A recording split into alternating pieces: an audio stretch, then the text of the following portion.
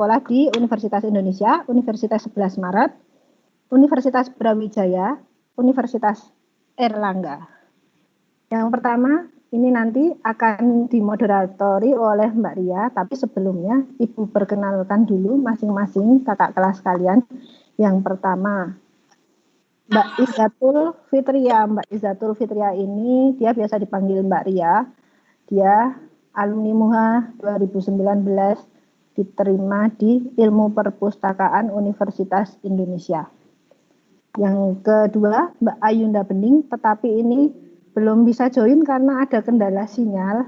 Mbak Ayunda Bening ini diterima di Psikologi Universitas 11 Maret, lulusan tahun 2020 kemarin. Yang ketiga, Mas Muhammad Indra Bangsawan, biasanya Mas Indra kita sebut, diterima di Ilmu Hukum Universitas Brawijaya. Yang berikutnya ada Mas Tio Zaki Nugraha. Ini kemarin diterima di 2 PTN. Yang pertama di Universitas Negeri Surabaya dan kedua di Universitas Erlangga Surabaya. Tetapi Mas Tio ini mengambil yang di Universitas Erlangga Surabaya, jurusan Sastra Inggris. Yang berikutnya ada Mbak Hasna Madika. Mbak Hasna Madika ini dia lulusan 2019 juga, diterima di Pendidikan Teknik Informatika Komputer, Universitas 11 Maret. Yang berikutnya ada Mbak Aulia Audi, tetapi Mbak Hasna dan Mbak Aulia Audi ini belum bisa join juga karena kendala sinyal. Nanti kalau sudah bisa masuk akan segera bergabung. Berikutnya Mbak Aulia Audi ini biasa dipanggil Mbak Audi, diterima di Teknologi Hasil Perikanan Universitas Erlangga Surabaya. Yang terakhir ada Mbak Sabia Maisa Alinda, diterima di Universitas Indonesia, jurusan Psikologi. Itu yang pertama Ibu kenalkan dulu untuk kakak-kakak kelasnya. Untuk yang selanjutnya berikutnya akan dipandu oleh Mbak Ria dari Universitas Indonesia. Silahkan Mbak Ria, waktu dan tempatnya Ibu persilahkan. Mohon kameranya bisa di-on-kan untuk kakak-kakak kelasnya, biar adik kelasnya bisa mengenal. Baik, terima kasih untuk kesempatannya Ibu DJ. Sebelumnya, selamat pagi. Assalamualaikum warahmatullahi wabarakatuh. Alhamdulillahirrahmanirrahim. Assalatu wassalamu ala asrofil anbiya'i wal mursalin Muhammadin wa ala alihi wa sahbihi ajma'in amma ba'du. Gimana nih kabarnya nih semuanya? Semoga pada sehat-sehat nih ya. Pagi-pagi udah ikut materi dari BK nih. Jadi pasti kalian semoga udah pada sarapan ya dan udah mempersiapkan diri untuk mengikuti materinya. Oke, sebelumnya aku mau memperkenalkan diri terlebih dahulu. Tadi udah sempat disinggung sedikit sama Bu DJ. Jadi namaku Izzatul Fitria, kalian bisa panggil aku Ria. Aku lulusan dari MUHA jurusan IPS tahun 2019 dan di tahun 2019 juga aku masuk di Universitas Indonesia jurusan Ilmu Perpustakaan. Mungkin sebelum masuk ke pemateri-pemateri yang lain, aku akan sharing-sharing juga nih terkait bagaimana kehidupan perkuliahanku, bagaimana cara masuk ke UI terutama. Dan kalau ada dari adik-adik yang mau mungkin bertanya, bisa mengirimkan pertanyaannya melalui kolom conversation atau grup chatnya ya, dan nanti akan sebisa mungkin akan langsung aku balas atau akan dijawab di terakhir nanti. Oke, mungkin aku akan cerita sedikit nih sebelumnya karena mungkin seperti yang teman-teman ketahui sendiri gitu. Ilmu perpustakaan itu bukan sebuah jurusan yang cukup lumrah atau mungkin jurusan yang tergolong cukup jarang ya didengar di antara kalangan akademisi gitu. Nah, mungkin aku akan sedikit menjelaskan nih kenapa sih bisa ada jurusan ilmu perpustakaan dan informasi serta kenapa aku memilih untuk masuk ke sana. Jadi, ilmu perpustakaan dan informasi ini mempelajari tentang bagaimana pengelolaan informasi yang terkhususkan atau terfokuskan kepada informasi yang ada di perpustakaan maupun informasi-informasi bentuk di luar fisik atau buku. Seperti mungkin kalau kalian tahu nih, di zaman sekarang itu perkembangan informasi kan sangat pesat ya. Jadi informasi itu tidak hanya bersifat dalam bentuk buku atau kertas, tapi juga dalam bentuk digital, kalian bisa melihatnya di sosial media, di dalam komputer. Nah, jadi tugas dari lulusan ilmu perpustakaan dan informasi itu adalah mengelola informasi-informasi tersebut nih. Jadi nggak cuma dari informasi yang ada di perpustakaan doang, tapi juga informasi yang ada di berbagai lokasi lainnya, seperti itu. Nah, mungkin kalau anggapan orang-orang tuh, wah pasti lulusan ilmu perpustakaan itu kerjanya bakal di perpustakaan nih, gitu. Padahal sebenarnya enggak loh tadi Adi. Jadi lulusan dari ilmu perpustakaan dan informasi sendiri bisa bekerja di semua ranah karir gitu. Kenapa aku berani bilang seperti itu? Karena kita alumni dari lulusan ilmu perpustakaan dan informasi itu mengelola informasi, di mana informasi itu adalah hal yang pasti ada di berbagai lokasi kerja ya, misal entah di kementerian atau mungkin di sekolah dan di tempat-tempat lainnya gitu. Jadi aku berani bilang kalau misal peluang kerjanya itu sangat nggak terbatas. Kalian bisa kerja di Kementerian Luar Negeri kah, atau mungkin mau kerja sebagai arsiparis, atau malah mungkin ingin bekerja di luar negeri, itu juga sangat memungkinkan. Nah, maka itu sebagai salah satu motivasi aku untuk memilih jurusan ilmu perpustakaan dan informasi. Selain itu, aku juga sangat suka membaca. Jadi ilmu ini benar-benar menarik untukku karena kita mengkaji berbagai jenis informasi dan bagaimana kita mengelolanya, seperti itu.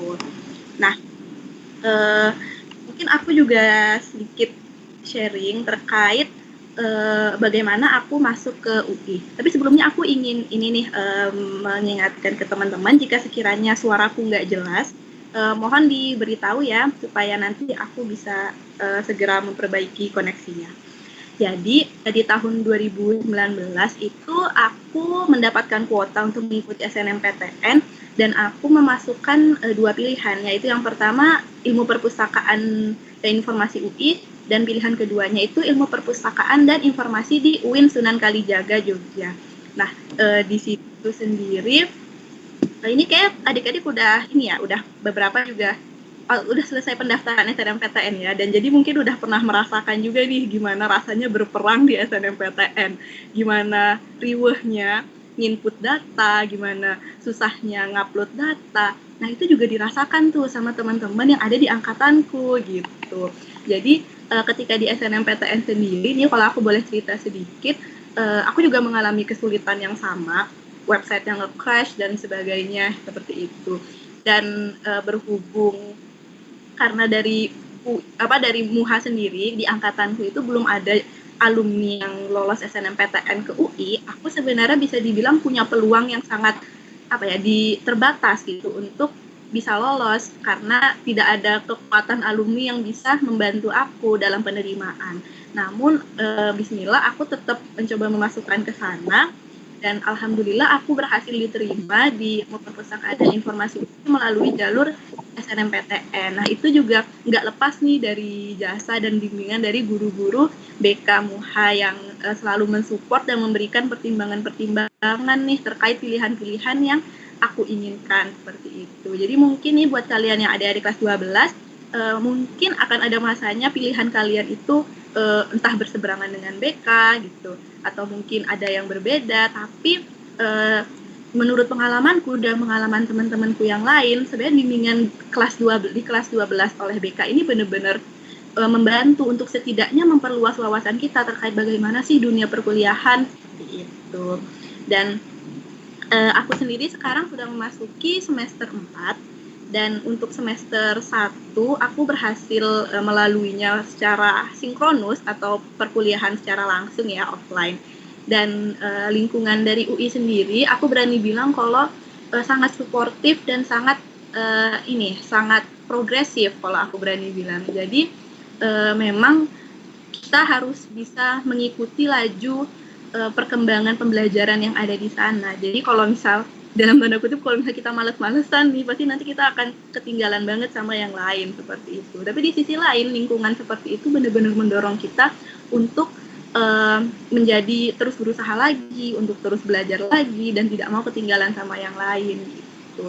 Dan mungkin kalau kesannya di UI itu kayak, aduh ini kayak lingkungan yang mewah banget nih gitu, kayak isinya orang-orang Jabodetabek doang gitu. Tapi sebenarnya enggak loh, di UI itu banyak juga kok mahasiswa-mahasiswa yang dari luar Depok, yang dari luar Jakarta seperti itu. Jadi kalau misalnya kalian punya mimpi untuk masuk ke UI itu aku menyarankan untuk kalian tetap dengan segala pertimbangannya untuk tetap memperjuangkannya, karena banyak banget sisi-sisi dari UI yang pantas untuk kalian perjuangkan seperti itu.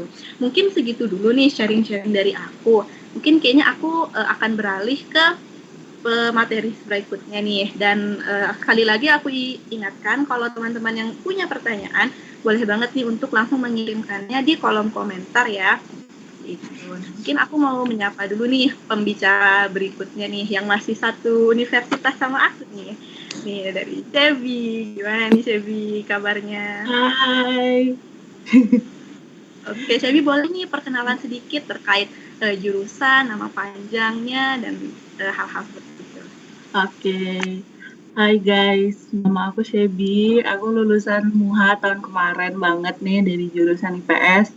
Sekarang aku lagi kuliah di jurusan Psikologi Universitas Indonesia. Dan kebetulan jurusan aku tuh fakultas sendiri gitu, sama kayak hukum berdiri sendiri. Kalau yang lain kayak jurusan yang Baria, itu masuknya ke FIB. Terus ada juga Visipol, sama VIA. VIA itu ilmu administrasi. Terus apa ini? Ya, Oke, terus apa ya? Kenapa? Kayaknya aku bakal mulai dari kenapa motivasi aku masuk psikologi ya. Jadi yang pertama itu emang aku nembaknya ke psikologi karena aku suka interaksi sama manusia, kemudian mempelajari hal-hal yang berkaitan dengan manusia gitu kan. Dan lebih juga pengen matahin stigmanya psikologi yang katanya apa kamu anak psikologi bisa baca ini ya, baca pikiran ya, terus apa pokoknya kayak peramal banget gitu, kayak dukun kan, padahal tuh enggak, sebenarnya kami tuh belajar tentang tingkah laku manusia gitu kan, so ya gitu. Terus apa nih lagi kok mungkin bisa cerita nih gimana proses masuk ke sana nih, penerimaannya. Oke. Jadi aku dulu masuk UI itu jalur terakhirnya itu SIMAK, seleksi mandirinya gitu. Dan kebetulan alhamdulillah aku keterimanya itu jalur reguler, dan jalur reguler jadi di UI itu ada 2 jalur, paralel reguler, ada kelas internasional juga. Nah, reguler ini kalau dapat reguler ini biayanya lebih murah gitu. Iya. Biaya apa UKT-nya lah istilahnya kayak gitu, dan nggak bayar uang pangkal sama sekali. Dan itu juga menjadikan UI itu salah satu biaya pendidikan yang termurah gitu. Dengan garansi juga seluruh anak mahasiswa yang masuk UI itu nggak bakal keluar karena biaya pendidikan gitu. Terus apa ya? Jadi SIMAK itu kemarin kebetulan aku ujian, jadi pure ujian nilainya, nggak campur sama nilai UTBK, ataupun cuman ngandelin UTBK gitu aja, dan nilai rapor juga kayak mandiri lain. Terus apa ya, materi-materi SIMAK itu juga sebenarnya nggak terlalu susah, karena dia gabungan TKA sama TKA, terus ditambah matematika, bahasa Indonesia sama bahasa Inggris gitu. Sebenarnya bisa dipelajari hal-hal ujian-ujian di ujian-ujian SIMAK itu ini sih materinya masih lebih mudah gitu dari ujian yang lainnya, karena lebih terstruktur. Terus juga ada bantuan, kalau kalian cek di web UI itu ada ini apa namanya tuh materi-materi ujian yang tahun lalu gitu, jadi bisa belajar tuh. Terus aku 1 tahun di psikologi itu karena masuknya angkatan corona, jadi pembelajaran jarak jauh kan 1 semester. Itu kalau di psikologi itu ada sinkronus sama asinkronus. Kalau sinkronus nanti kita kayak gini nih, tata pakai Microsoft Teams atau Zoom atau Google Meet. Kalau asinkronus kita dikasih tugas harus kerjain gitu biar absennya tetap jalan gitu deh. Terus kayak apalagi nih kira-kira kalau dari Shelby sendiri nih, pembelajaran jarak jauh di UI susah nggak mempersiapkan diri, terus juga menyesuaikan dengan teman-temannya, itu ada kesulitan tersendiri nggak dari Shelby? Kalau misalnya kesusahan sih tentu ya, apalagi awal-awal struggle kayak insecure sendiri gitu, apalagi lingkungan UI kan.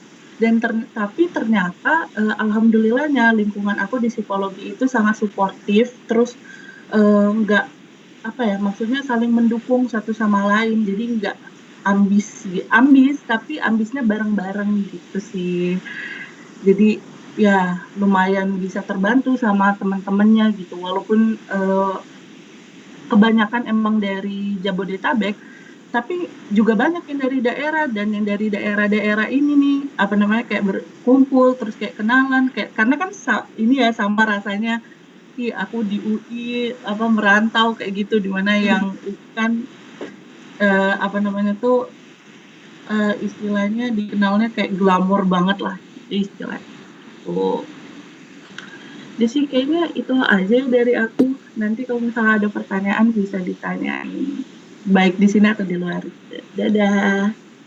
Oke, terima kasih banyak Shelby buat sharing-sharingnya nih buat kalian yang mungkin punya ketertarikan atau mungkin penasaran kayak psikologi itu belajar apa aja sih, terus juga gimana rasanya masuk psikologi UI, mungkin bisa ya nanti bertanya ke Kak Shelby atau mungkin menghubungi setelah acara ini selesai.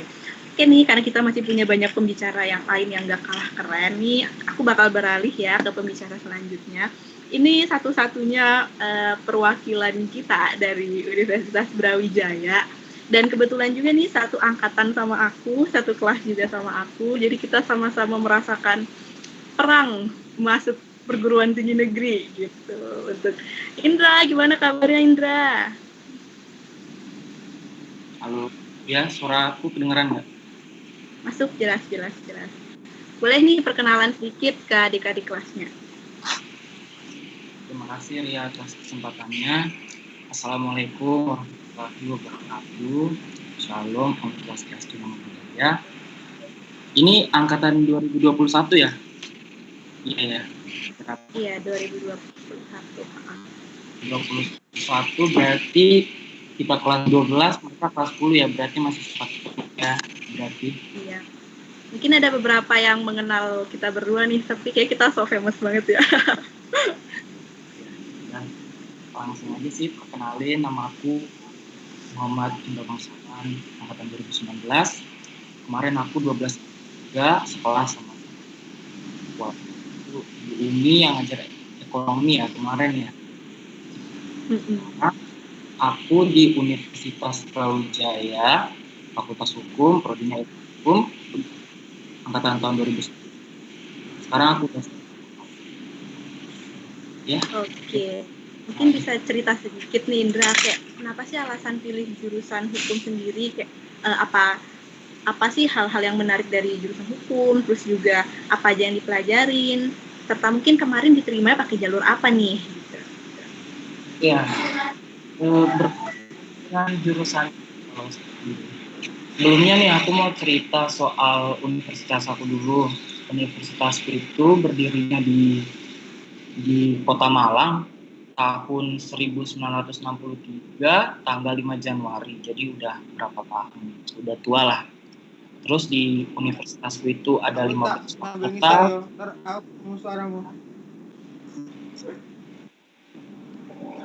Bisa saya lanjut? Maaf, ini untuk yang lainnya tolong dimatikan suaranya. Mungkin Mas Indra aja yang nyala sama Mbak Ria biar nggak pecah suaranya. Oh. Bisa dilanjutkan Mas Indra. Ya, terima kasih. Di universitasku ini ada 15 fakultas dan lebih dari 100 jurusan. Bagaimana ya? Saya itu kemarin masuk ilmu hukum jalur SBMPTN, teman-teman semuanya. Jalur SBMPTN setelah sebelumnya ngambil SNMPTN, tapi ternyata rezekinya belum di SNMPTN. Kemarin itu SNMPTN aku ngambil UGM dua-duanya.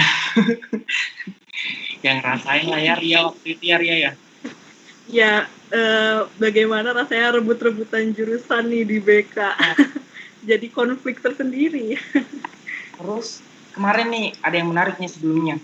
Ada adik namanya Gabriel yang mana sih orangnya? Pokoknya dia kemarin ngechat aku, nanya kemarin gimana masuknya di universitas, terus keterimanya jurusan apa, lewat jurusan apa. Nah dia tuh ngandelin katanya mau ngambil lewat SNMPTN. Nah yang aku mau ingatin buat adik-adik sebelumnya nih, sebelum aku lanjut, SNMPTN itu banyak faktor tuh teman-teman. Selain yang udah jelasin sama karyanya tadi, mulai dari faktor alumni, faktor nilai, dan faktor lain-lainnya, sebenarnya SNMPTN itu berstrategi menurut aku. Mau seberapa pun tingginya nilai itu, kalau kita nggak pandai dalam memainkan nilai kita, melihat peluang, ya kemungkinan ketolaknya juga bakalan tinggi, kemungkinan keterimanya juga tinggi juga. Jadi sebenarnya SNMPTN itu yang tahu cuma Allah sama panitianya sih. Nah, SNMPTN itu menurut aku, ya antara kita pengen ngambil resiko atau pengen ngambil aman gitu. Tapi buat amannya ya harus belajar sih teman-teman buat SBMPTN.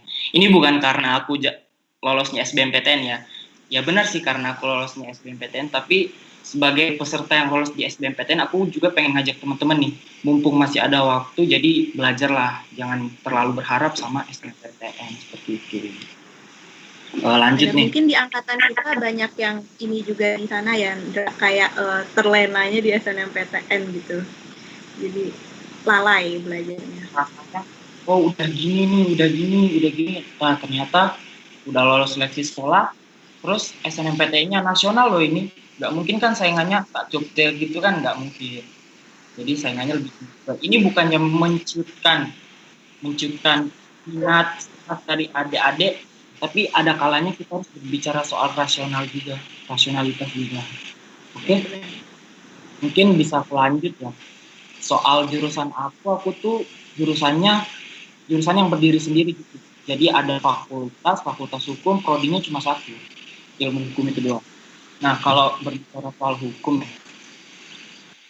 kalau definisi hukum yang ada di buku-buku atau definisi dari para pakar dan ahli-ahli, sebenarnya tidak ada definisi yang secara pasti mengenai ilmu hukum itu sendiri. Hukum itu apa itu tidak ada. Tapi hukum itu bisa kita rasakan pada kehidupan kita sehari-hari. Ada yang bentuknya tertulis seperti undang-undang dan tidak tertulis. Hukum itu sebenarnya selalu ada di sekitar kita. Contohnya kita jual beli, ternyata itu ada hubungan hukum, ikatan hukum, real hukum antara penjual dan pembeli, kreditur dan debitur. Jadi sebenarnya walaupun itu ekonomi, tapi bisa nyambung ke hukum juga. Misal kita jual beli nih, pasti teman-teman pernah nih jual beli barang Shopee internasional, barangnya dari luar negeri gitu. Nah kalau misal barangnya nggak dikirim, sedangkan kita udah bayar, itu bisa masuk karena hukum juga. Jadi sebenarnya hukum itu ada di sekitar kita. Walaupun tidak ada definisi, walaupun tidak dirasakan, hukum itu ada, walaupun tidak berbentuk undang-undang ya. Terus aku mau cerita soal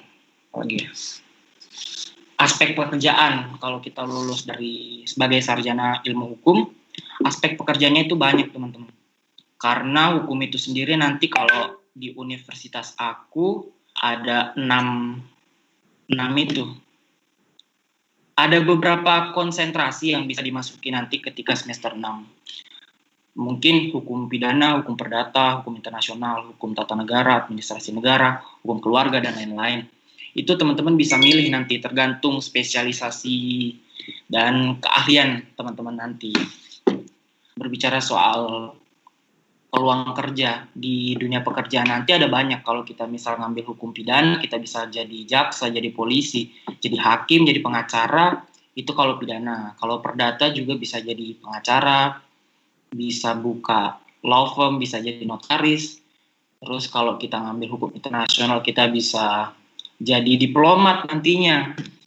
Karena ternyata kita di dunia internasional itu sangat berkaitan dengan hukum. Seperti itu. Apalagi ya? Oke nih, mungkin aku juga jadi bikin tanya nih sama Indra. Jadi mungkin buat adik-adik nih yang nggak tahu, jadi Indra ini sangat berprestasi ya di jurusan dan universitasnya gitu. Mungkin bisa nih sharing sedikit kayak gimana sih rasanya jadi anak rantau. Indra ini asalnya mungkin cerita sedikit dari Sulawesi, Indra. Iya, Ria. Iya.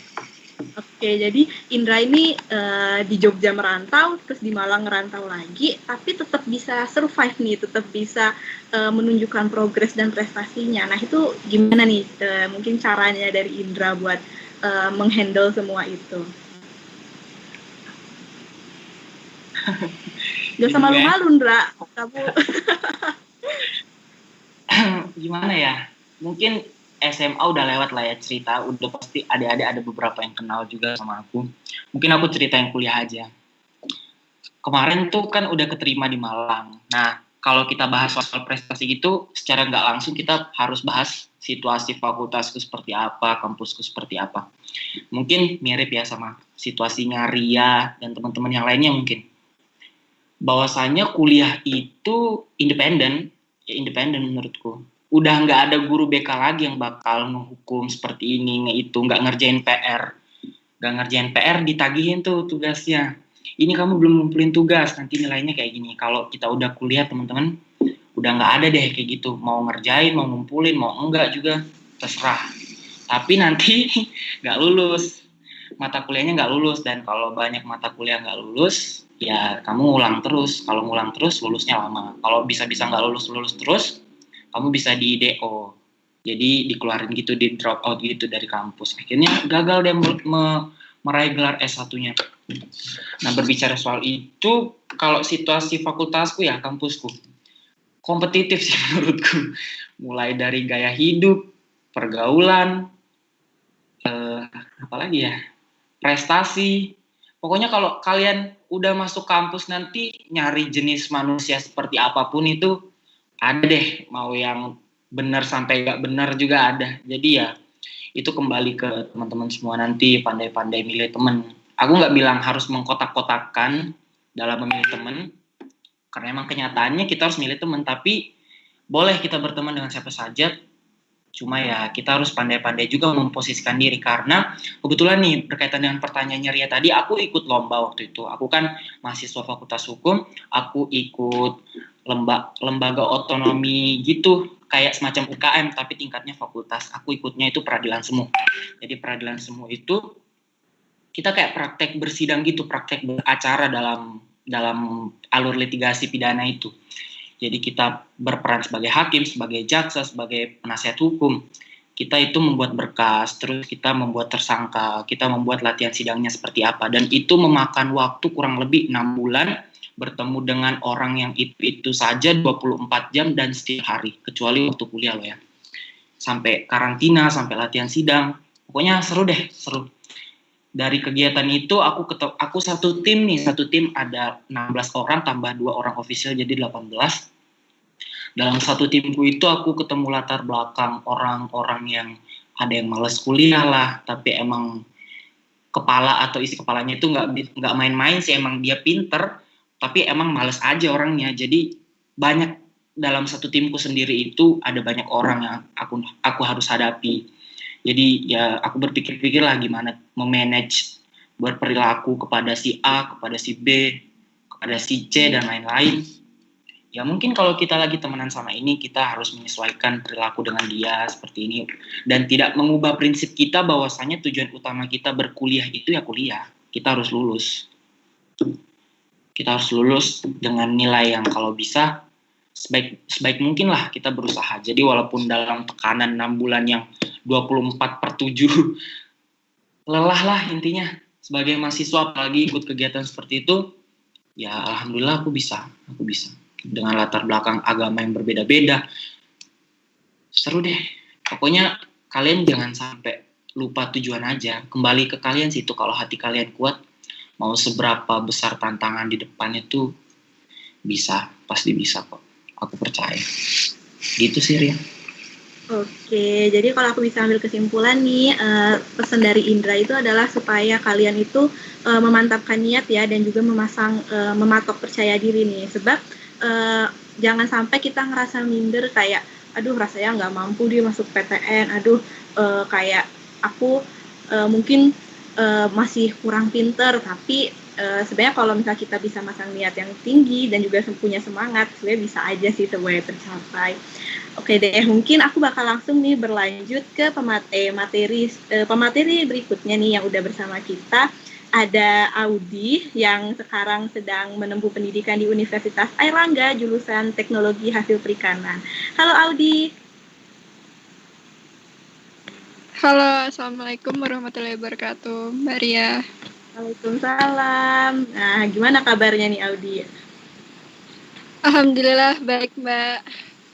Boleh nih mungkin perkenalan sedikit nih buat adik-adiknya dan cerita sedikit nih gimana seperti apa sih kuliah di teknologi hasil perikanan apalagi di UNER nih, mungkin boleh cerita. Oke, selamat pagi. Assalamualaikum warahmatullahi wabarakatuh. Perkenalkan, nama saya Aulia Audi Nurhaliza dari angkatan 2020. Prodi Teknologi Hasil Perikanan, Fakultas Perikanan dan Kelautan. Jadi kalau di UNER itu Fakultas Perikanan dan Kelautan itu ada 2 prodi. Yang pertama ada aquaculture sama teknologi hasil perikanan, kayak gitu. Terus kemarin aku masuk UNER ini jalur SNMPTN gitu. Oke, keren banget nih. Mungkin buat yang penasaran nih ya, karena mungkin sama seperti jurusanku, jurusan teknologi hasil perikanan ini mungkin bisa dibilang masih cukup awam ya di mungkin kalangan anak SMA. Mungkin bisa nih Audi cerita apa aja sih yang dipelajarin di sana? Iya, teknologi hasil perikanan itu mungkin gimana ya, masih jarang didengar gitu kan, atau mungkin pilihan kesekian dari misalnya jurusan kedokteran atau apa itu kayak dibilang jurusan sampingan sih pada bilangnya kayak gitu. Terus kemarin 1 semester ini aku karena masih offline jadi daring itu kayak kurang seru sih menurut aku karena belum sempat ke kampus kayak gitu. Tapi aku sekarang udah ada di Surabaya. Jadi semester 1 ini aku pelajarin tentang masih anatomi ikan, terus praktikumnya seru banget. Jadi kayak kita disuruh bedah-bedah ikan gitu terus divideoin. Kayak gitu sih. Wah, keren banget ya ternyata prakteknya nih kayak menarik banget ya, bedah-bedah ikan, menantang juga. Mungkin bisa cerita sedikit nih tentang prospek kerja dari teknologi hasil perikanan nih. Pasti kayaknya punya prospek yang menjanjikan dan besar juga. Iya, kalau untuk THP sendiri itu bukan kayak jadi ternak ikan gitu ya, itu lebih ke aquaculture. Kalau aku lebih ke hasilnya ikan ini mau diolah jadi apa kayak gitu. Mungkin kayak di perusahaan-perusahaan besar kayak misalnya Nugget kayak gitu, buat inovasi-inovasi makanan kayak gitu sih.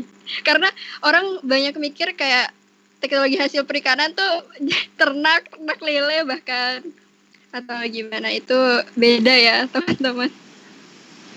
Oke, jadi mungkin yang masih ada yang salah-salah sangka nih terkait teknologi hasil perikanan nih udah diluruskan sama Audi.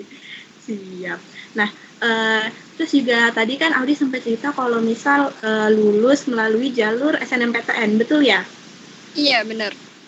Nah, mungkin bisa cerita nih SNMPTN di zamannya Audi itu kayak gimana sih, serta mungkin adakah tips and trik Audi dalam mencari jurusan, serta juga merasionalisasikan nilai, mungkin bisa cerita sedikit nih.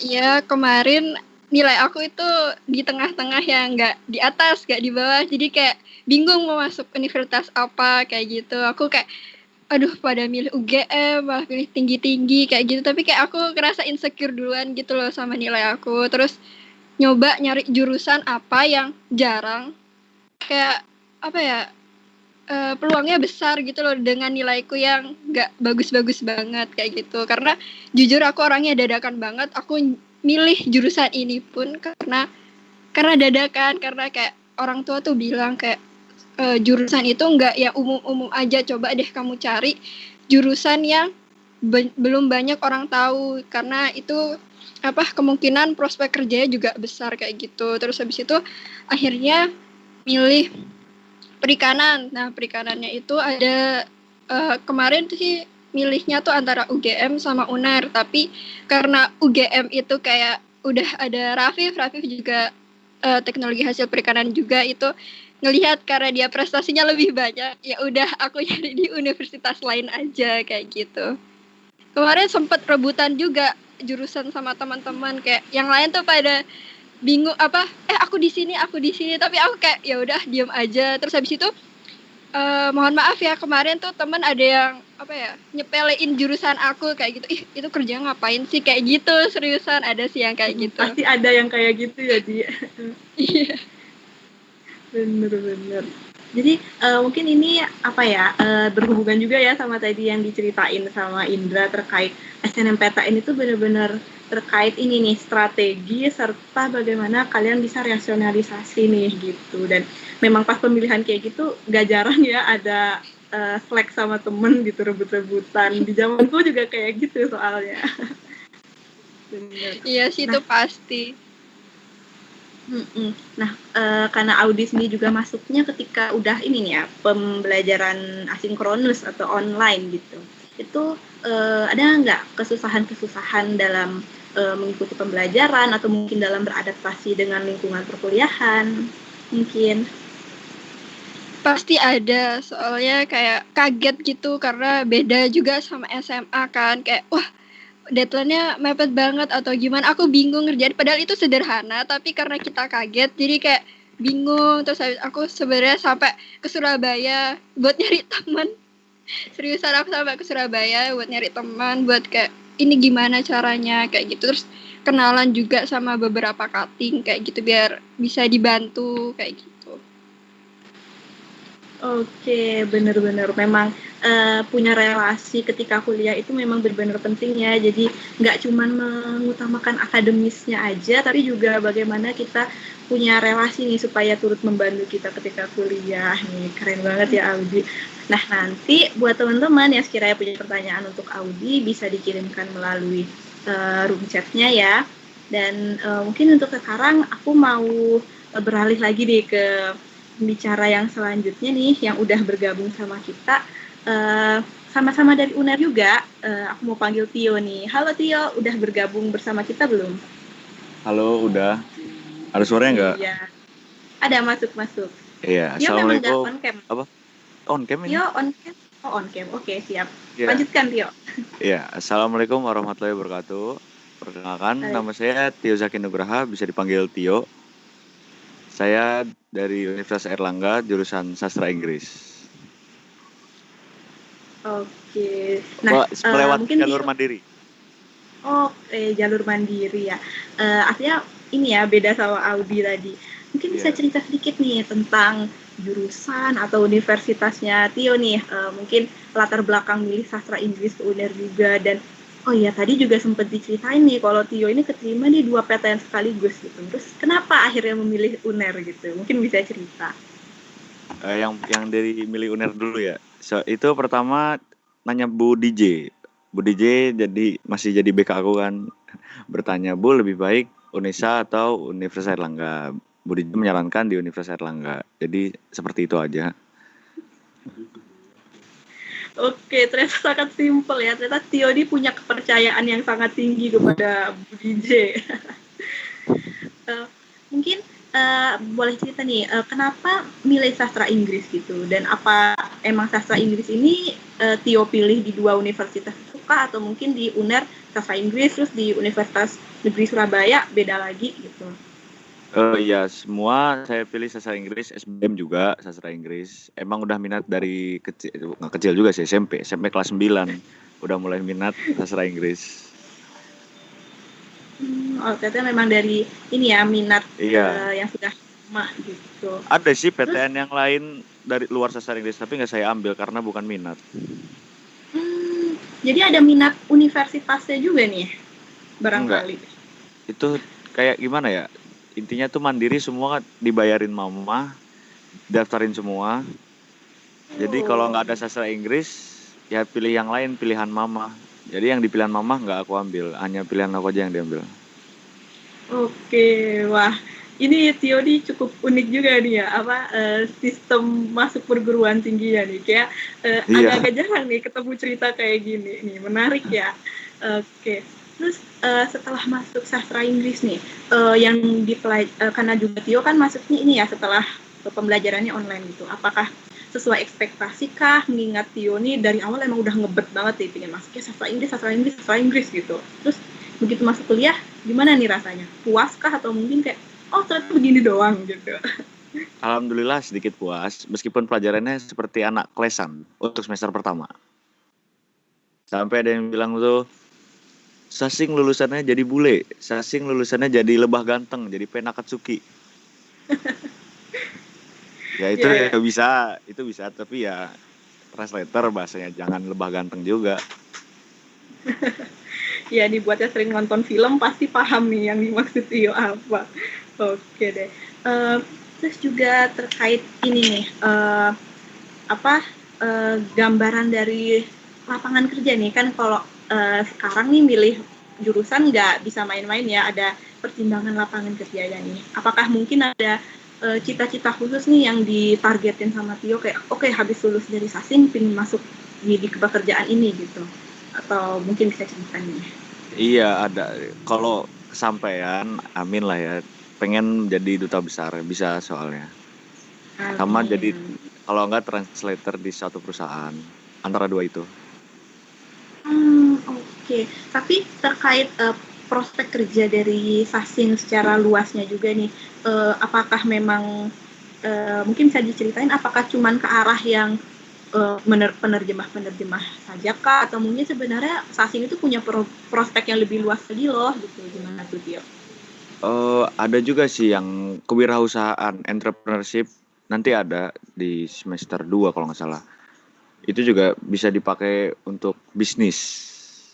Buat yang suka, bisa ambilnya berarti linguistik. Ada matematika ya, tapi kalau nggak suka matematika lebih baik jangan. Oke deh, menarik banget ya ternyata ceritanya sama Tio nih. Jadi teman-teman yang nanti mau bertanya sama Tio, boleh banget ya mengirimkan pertanyaannya di kolom chatnya. Jadi untuk sementara nih, aku bakal beralih juga ke pembicara berikutnya, karena kita cuman waktunya juga terbatas. Aku mau panggil Hasna nih. Hasna salah satu temen di angkatanku juga dari jurusan IPA. Mau nyapa-nyapa dulu nih. Halo Hasna. Halo, Assalamualaikum. Kedengeran nggak suaranya? Masuk, jelas banget. Apa kabar nih Hasna? Alhamdulillah, sehat-sehat aja. Alhamdulillah. Nah mungkin bisa nih perkenalan singkat ke adik-adiknya, serta jelasin nih dari jurusan dan universitas apa. Oke, halo semuanya, kenalin namaku Hasna Madiha. Kalau di MUHA dulu dipanggilnya Hasna. Terus aku angkatan 19. Sekarang kuliah di UNS, Universitas 11 Maret, Surakarta, jurusan Pendidikan Teknik Informatika dan Komputer, angkatan 19 juga. Kayak gitu. Masuknya lewat jurusan, lewat jalur SNM. Oke, jadi dulu Hasna salah juang SNMPTN nih, sama seperti aku dan Indra. Mungkin bisa cerita nih Hasna terkait kenapa sih milih pendidikan teknik informatika dan komputer gitu, dan kenapa milihnya ke UNS gitu ya. Jadi Hasna ini dulu memang pas SMA anaknya aktif ikut lomba-lomba dan organisasi nih. Tapi biasanya kan kalau kayak gitu targetnya mungkin ke UGM gitu ya kalau anak-anak Jogja gitu. Tapi kenapa gitu? Sebenarnya kalau ke UNS tuh dulu sama orang tua cuma dikasih pilihan gitu. Kalau mau kuliah di Jogja aja, kalau nggak di Solo gitu yang deket. Nah terus waktu itu sempet ya sih pengen juga ngambil di UGM atau UNY gitu. Tapi kalau dipikir-pikir tuh kayak mungkin nih saingannya berat gitu. Jadi kalau buat SNM coba dulu deh yang nggak terlalu ketat gitu, nggak terlalu berat. Nah terus karena sama orang tua disaraninnya di Solo kayak gitu, terus akhirnya ambillah UNS kayak gitu. Dulu pas ambil pilihannya itu pilihan pertamanya informatika yang murni. Kalau di UNS itu fakultas MIPA. Nah, pilihan keduanya baru yang pendidikan teknik informatika ini. Itu fakultas keguruan, ilmu pengetahuan, kayak gitu. Oke, nah mungkin kalau di pendidikan teknik informatika dan komputer itu yang dipelajarin apa aja sih Hasna? Terus juga prospek kerjanya itu ke arah mana-mana aja nih? Oke, nah kalau di PTIK, kalau di kami nyebutnya langsung PTIK gitu aja karena kepanjangan kalau disebut semua. Nah kalau di PTIK itu yang dipelajarin itu banyak dan tapi nggak yang sedalam informatika murni gitu. Kalau di PTIK kita lebih kayak apa ya, karena sebenarnya kita itu outputnya jadi guru SMK, jadi kita pelajarannya tentang teknik komputer jaringan, tentang rekayasa perangkat lunak, sama multimedia gitu. Jadi yang dipelajarin nanti tentang server komputer, layanan jaringan, terus pemrograman aplikasi, terus habis itu kita juga belajar sinematografi, videografi, terus nanti kita juga kalau ada nanti semester 5 itu peminatannya yaitu teknik komputer jaringan, terus rekayasa perangkat lunak yang bikin aplikasi, terus bikin web kayak gitu. Terus multimedia kita ada bikin game juga kayak gitu. Kalau prospek kerjanya ya tadi ya itu nggak cuma guru, jadi bahkan alumni kita pun banyak yang kerja di startup, magang gitu, magang juga ada, terus kerja di bank juga bisa kayak gitu. Karena ini jurusanku tuh termasuk baru, jadi baru lulus berapa angkatan gitu. Tapi udah alhamdulillah akreditasinya. Keren ya. Jadi mungkin tuh yang tertarik sama hal-hal yang tadi diceritain sama Hasna terkait multimedia, terus juga application developer yang kayak gitu-gitu tuh, nah bisa banget nih buat join sama Hasna di pendidikan teknologi dan informatika kayak gitu ya Hasna, keren banget sih. Terus juga mungkin ya pertanyaan terakhir gitu, kan Hasna sendiri nih apa ya, dari Jogja ke Solo gitu, dari SMA di Jogja terus lanjut perkuliahan di Solo. Nah itu ada perbedaan nggak sih dari segi lingkungannya, atau mungkin memang Solo ini sama enaknya kayak di Jogja gitu buat belajar, buat berkuliah gitu? Oke, kalau menurutku selama aku di Solo kemarin baru 1 semester sih yang offline, bener-bener ke kampus, bener-bener ngerasain jadi anak kuliahan gitu. Menurutku Solo nggak jauh beda sama Jogja. Jadi sama-sama enak, hawanya juga menurutku sama kayak gitu.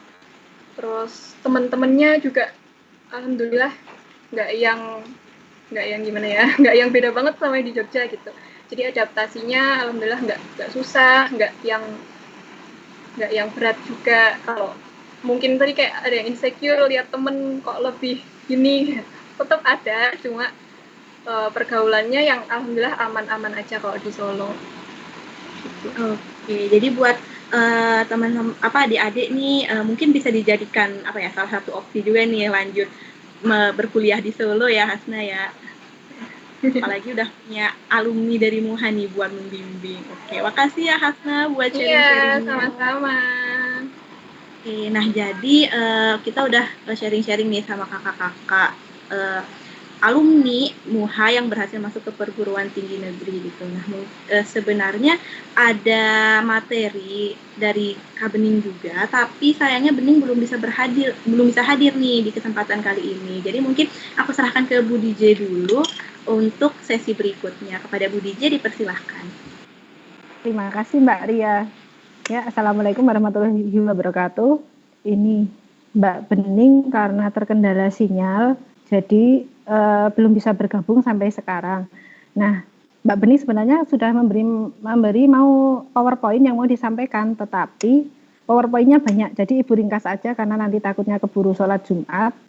Ibu sampaikan, Mbak Bening ini lulusan tahun 2020, dia diterima di jurusan psikologi Universitas 11 Maret, jalurnya SBMPTN.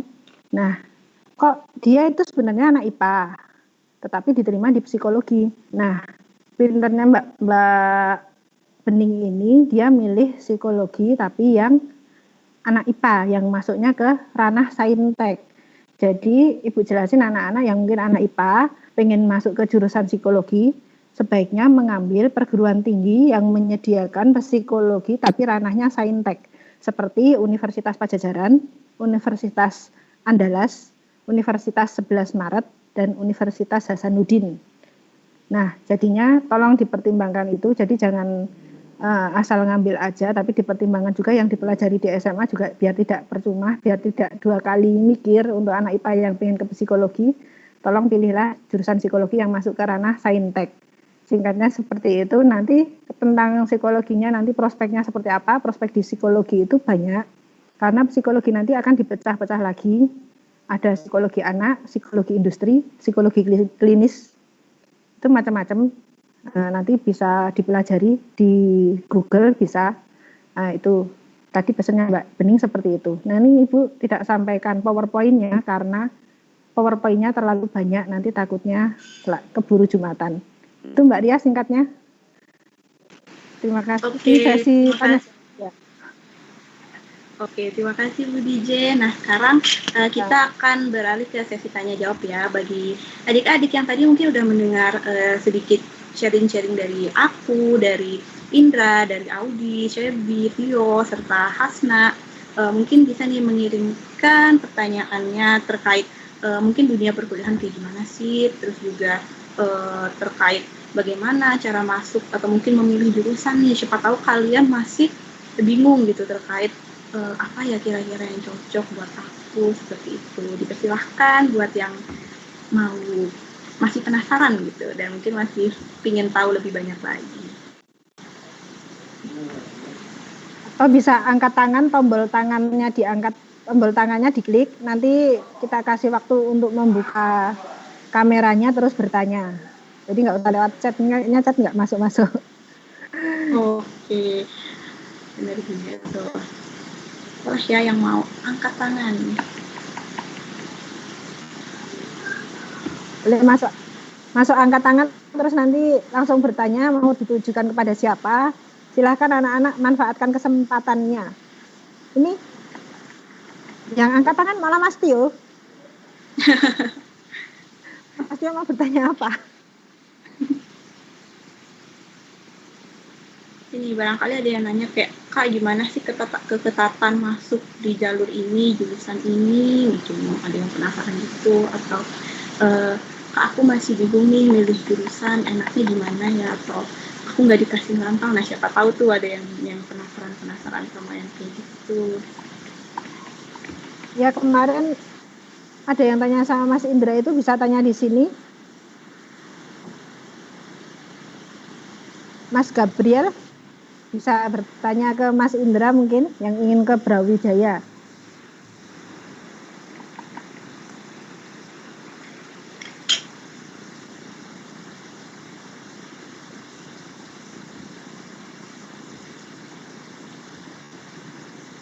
Halo.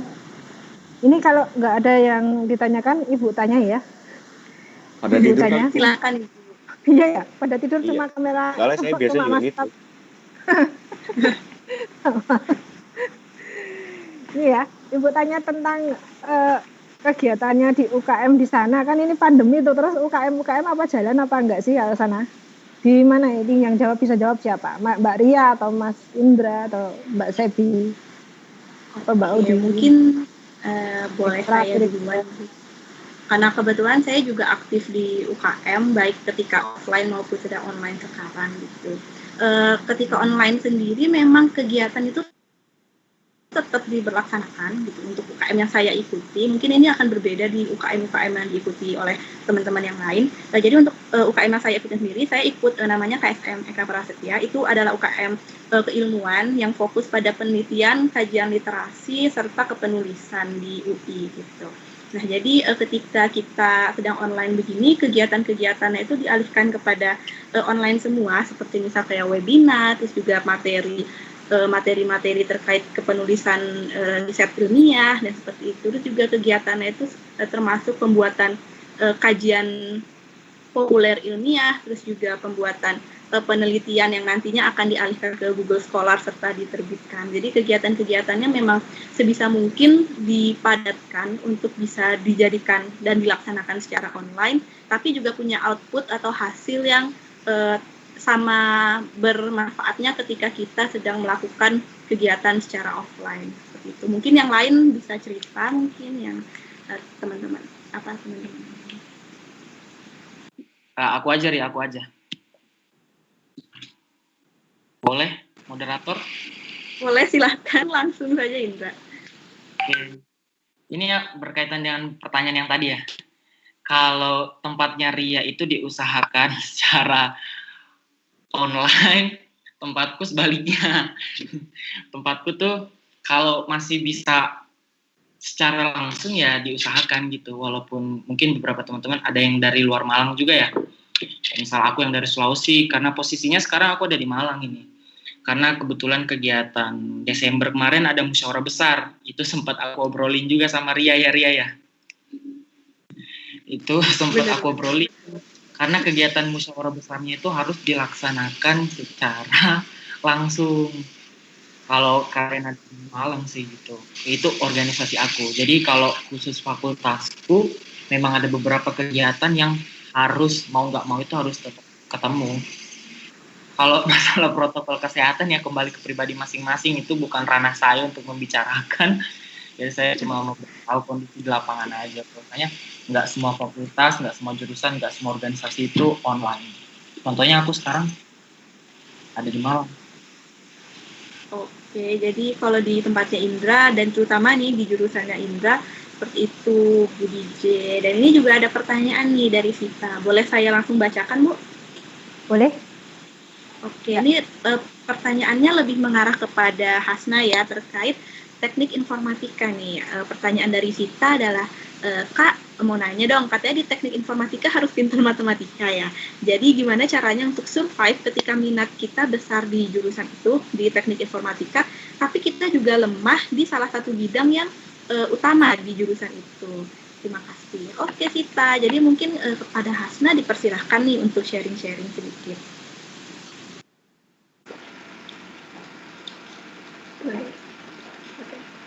Halo Sita, mau jawab yang ini ya. Kalau harus pinter matematika, mungkin nggak harus pinter sih. Yang penting paham aja kayak gitu. Kalau menurutku, selama aku ngalamin di PTIK, itu nggak semuanya pakai matematika memang. Paling di mata kuliah yang hubungan sama rekayasa perangkat lunak, kayak pemrograman ya yang bikin aplikasi kayak gitu. Terus nggak semuanya kok. Jadi kalau misal nanti ada mata kuliah multimedia yang kayak videografi gitu, nggak pakai matematika. Jadi matematika paling dipakai di mata kuliah yang berhubungan sama pemrograman, kayak bikin coding, bikin aplikasi kayak gitu doang. Nggak semuanya pakai matematika. Jadi kalau misal punya passion di situ, maksudnya pengen masuk PTIK tapi nggak terlalu pinter matematika, nggak apa-apa. Kayak gitu. Oke, terima kasih nih Hasna. Dan ada pertanyaan baru lagi nih, kayaknya banyak nih dari adik-adik kita yang tertarik tentang teknik informatika nih. Jadi pertanyaannya itu, apa yang membedakan? Permisi moderator, mohon maaf ya? Ibu moderator dan teman-teman sekalian, saya bisa pamit duluan Bu, karena di sini berhubung waktu Jumatnya lebih maju daripada di Jogja. Selain itu saya punya agenda selanjutnya. Habis itu, apa boleh saya meninggalkan kegiatan kita lebih dahulu? Iya, silahkan Mas Indra, tidak apa-apa. Utamakan Jumatan dulu. Iya. Iya. Ini buat kesempatannya kepada Ibu, makasih selama SMA sampai sekarang sempat.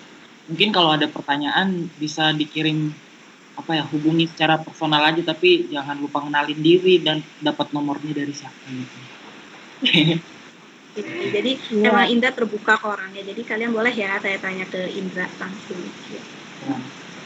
Maaf ya teman-teman, Ibu, teman-teman yang lainnya. Assalamualaikum. Waalaikumsalam. Oke nih, mungkin karena kita juga terbatas waktu Jumatan ya, mungkin ini jadi pertanyaan terakhir dulu untuk Hasna juga nih terkait apa sih perbedaannya dari teknik informatika, teknologi informatika, dan sistem informasi. Nah, dan pertanyaan kedua adalah apakah teknik informatika itu pelajarannya full tentang perkodingan tuh? Ya, mungkin bisa dijawab sama Hasna. Oke. Kalau perbedaannya teknik informatika, teknologi informatika sama sistem informasi itu nggak jauh beda, cuma beberapa aja yang beda. Kalau teknik informatika itu setauku ya, karena aku jurusanku pendidikan, jadi pendidikan teknik informatika. Jadi sama teknik informatika yang murni sendiri pun udah agak beda gitu, tapi memang nggak jauh. Terus kalau bedanya dari ketiga jurusan yang ditanyain itu, kalau setauku teknik informatika itu lebih fokus ke pengembangan pemrograman.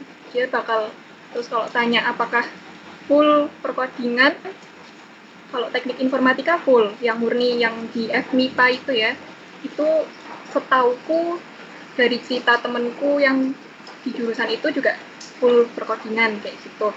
Kalau sistem informasi dia gabungan dari ya itu yang perkodingan gitu sama kayak manajemen ke klien kayak gitu. Jadi ada sedikit gabungan kayak pengetahuan bisnisnya gitu kalau setahu. Ibu guru mohon dikoreksi ya kalau ada salah gitu. Iya. Terus bagus. gitu ya. Kayak gitu. Jadi kalau sama jurusanku sendiri yang pendidikan teknik informatika, di jurusanku jadi setiap satu semester itu ada mata kuliah tentang pendidikan. Jadi kayak teknologi pendidikan juga ada, terus nanti ilmu pedagogi juga ada, terus nanti pengelolaan peserta didik ada, kayak gitu. Ya. Apakah cukup membantu jawabannya? Tambahan singkat Mbak Asna. Ya. Ini tentang bukan ya nambah pertanyaannya dari Mas Bagas. Kalau pendidikannya Mbak Hasna itu lebih ke dasar-dasarnya di awal aja daripada teknik informatika yang murni. Kalau yang depannya ada pendidikannya nanti memang judulnya guru. Jadi jangan sampai anak-anak salah pilih jurusan ketika di depannya ada pendidikannya terus dia sudah terlanjur ambil nggak mau jadi guru. Jadi tolong dipertimbangkan itu karena yang tahun lupa Ibu ada yang ngambil pendidikan teknik informatika dan komputer di UNY. SNMPTN diterima tapi dia tidak diambil karena dia nyadarnya kalau jadi guru itu terakhir belakangan padahal sudah diberitahu di awal. Jadi yang pendidikan teknik informatika mungkin sebatas pengetahuan di lapisan depan, tapi kalau teknik informatika yang murni itu sampai ke dalam-dalamnya lebih istilahnya kesulitannya lebih tinggi daripada pendidikan teknik informatika. Itu tambahan dari Ibu sebentar. Kembali ke Mbak Ria mau ya. Baik, Hasna kalau mau ditambahkan dulu silahkan. Iya sedikit. Sebenarnya kalau outputnya yang diharapkan oleh kampus gitu, memang sebagai guru SMK karena menurut kampus output kayak stok guru SMK di Indonesia itu kurang gitu loh, kurang yang mumpuni. Jadi di-outputkan untuk seperti jadi guru kayak gitu. Tapi kalau berdasarkan alumninya itu banyak banget, nggak cuma jadi guru gitu, jadi teknisi banyak, jadi kerja di startup juga bisa, terus jadi developer web, game, kayak gitu juga bisa, terus kerja di Ubuntu, kalau ada yang tahu, temennya Windows, itu juga bisa, kayak gitu. Oke, terima kasih banyak nih Hasna. Eh, Bu Ya, Putri mau bicara kah? Putri, Oke. mic-nya belum nyala, Putri. Heeh. Soundnya belum dinyalakan. Kalau mau menambahkan. Ya anak-anak, kalau pendidikan itu nanti akan mendapatkan ijazah S1, betul ya Mbak Asna? Ditambah dengan akta mengajar. Masih ada nggak pedagogik di situ? Ada, tadi disebutkan ada ya? Iya, Mbak. ya. Berarti besok anak-anak akan mendapatkan kalau pendidikan akta mengajar dan ijazah S1. Nah, sebetulnya lulusan di kependidikan tidak mesti harus bekerja di pendidikan ya. Tadi kan Ya, ada ilmu murninya yang dipelajari juga. Jadi menurut saya lebih luas nanti dalam mencari pekerjaan. Memang kalau lulusan pendidikan ya logikanya jadi guru, tetapi kan ada ijazah sarjananya yang bisa digunakan untuk bekerja di lain perusahaan atau di lain instansi begitu. Jadi tidak mesti melulu harus di pendidikan. Begitu ya tambahannya. Baik, terima Apa? kasih Lanjutkan, banyak Mbak. Putri. Iya. Terima kasih juga. Mohon Untuk maaf, Hasna ini yang sudah udah menjawab. setengah 12. Betul, waktunya Yang- sholat Jumat ya, saya takut yang- nanti kalau ada orang tua ya, yang yang- late. Yang untuk yang putra kan untuk persiapan sholat, nanti dilanjutkan bisa saling WA atau seperti apa gitu Bu. Iya, Iya. betul. Dilanjutkan deh. Mohon Silakan, maaf ya. Bu DJ. Mbak. Enggak apa-apa, Bu. Terima kasih, Bu Swasti. Ini waktunya sudah habis sebetulnya dari tadi. Oke, udah setengah 12 soalnya. Harusnya kan sampai jam 11 deh. Iya, iya betul. Monggo. Ini Mbak Tia. Baik, terima kasih Ibu sudah mengingatkan dan terima kasih juga buat pengisi-pengisi acara yang sudah hadir. Saya selaku pengisi dan moderator mohon maaf apabila ada kesalahan. Mungkin sekalian kita akhiri juga nih acara kita pada siang hari ini dengan mengucapkan hamdalah bersama-sama. Alhamdulillahirabbil alamin. Selanjutnya sekalian langsung saya tutup saja ini Bu. Iya, sekalian tutup aja, Mbak. Oke, baik. Terima kasih atas partisipasi dari semuanya. Sekian. Wassalamualaikum warahmatullahi wabarakatuh. Waalaikumsalam. Terima kasih, Waalaikumsalam. Terima kasih ya Mbak. Waalaikumsalam Atas kehadirannya anak-anak.